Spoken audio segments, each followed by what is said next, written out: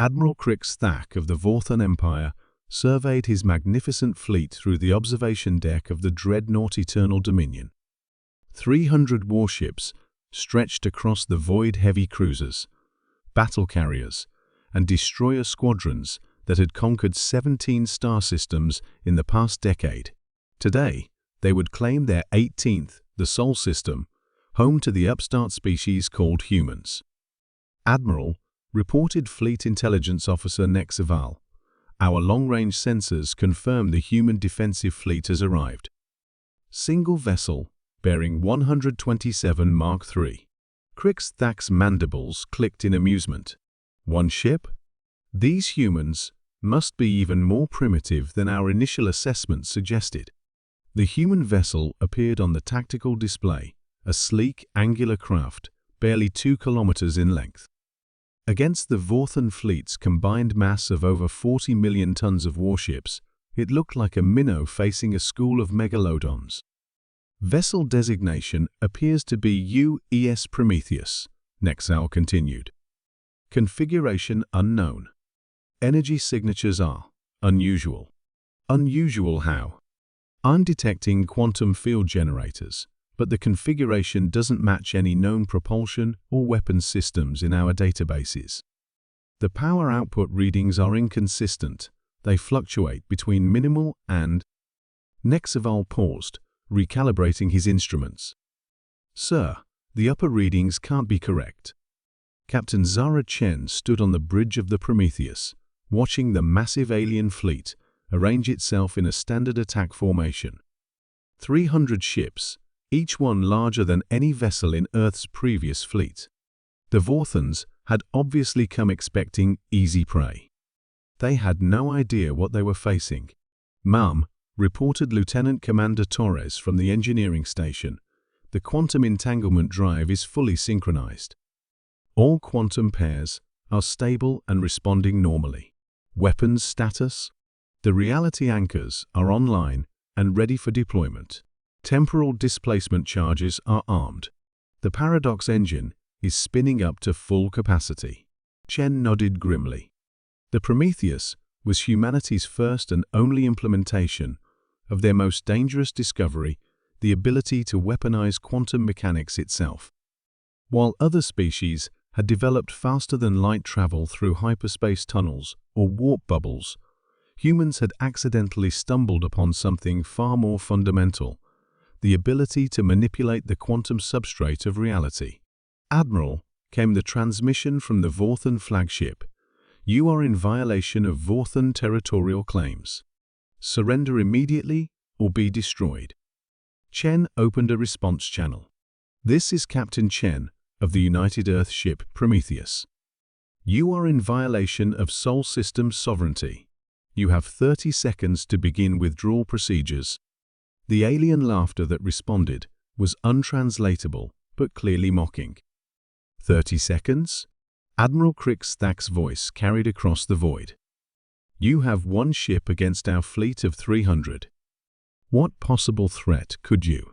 Time's up, Chen said quietly, and nodded to her weapons officer.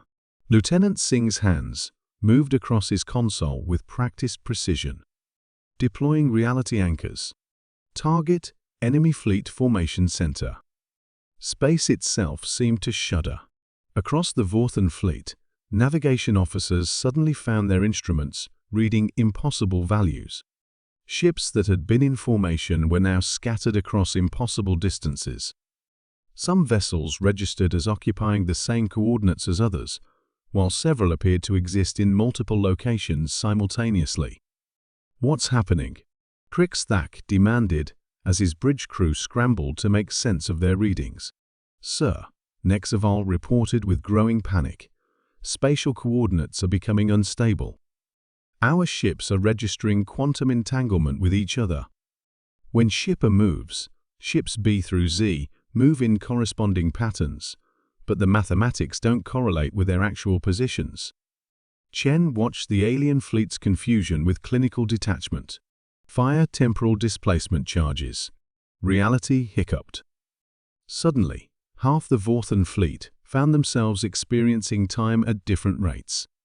Some ships were moving at normal speed, while their sister vessels appeared frozen in space.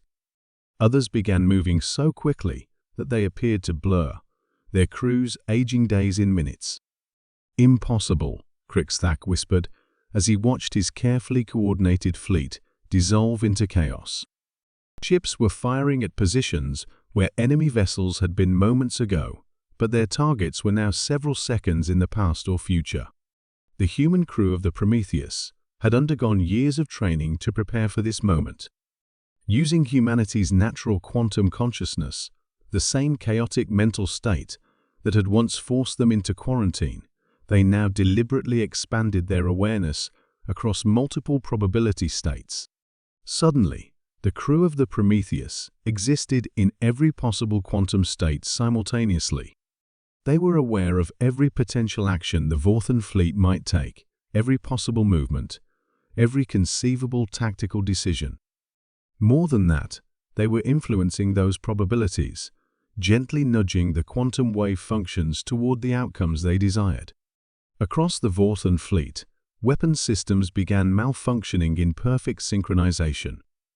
Not through electromagnetic interference or cyber warfare, but because the human crew was observing the quantum states of their targeting computers and unconsciously collapsing the probability waves in ways that favored system failures. "Sir," Nexavol's voice was barely a whisper. "Our entire fleet is experiencing simultaneous cascade failures across all systems. Weapons, navigation, life support, everything is failing in patterns that seem designed to prevent us from." He never finished the sentence. The quantum consciousness of the Prometheus crew had gently encouraged his vocal cords to stop functioning at precisely that moment. Admiral Crixthack found himself paralyzed, not by any weapon or force field, but because the humans had observed the quantum states of his nervous system and collapsed them into a pattern that prevented voluntary movement. Across the fleet, 300 ships full of warriors found themselves similarly affected, conscious and aware, but utterly unable to act. "This is Captain Chen," came the broadcast to the paralyzed fleet. "Your crews are unharmed, but temporarily incapacitated. Your ship's life support systems will continue functioning normally. However, your weapons, engines, and communications are now quantum entangled with our will. They will only function if we allow them to." Chen's voice carried across space like the judgment of gods. "You came here expecting to find primitives. Instead, you found a species that learned to turn consciousness itself into a weapon. Your empire sends fleets to conquer systems. We send one ship to rewrite the rules of reality." She paused, letting the magnitude of their situation sink in. "You will return to your empire and deliver this message.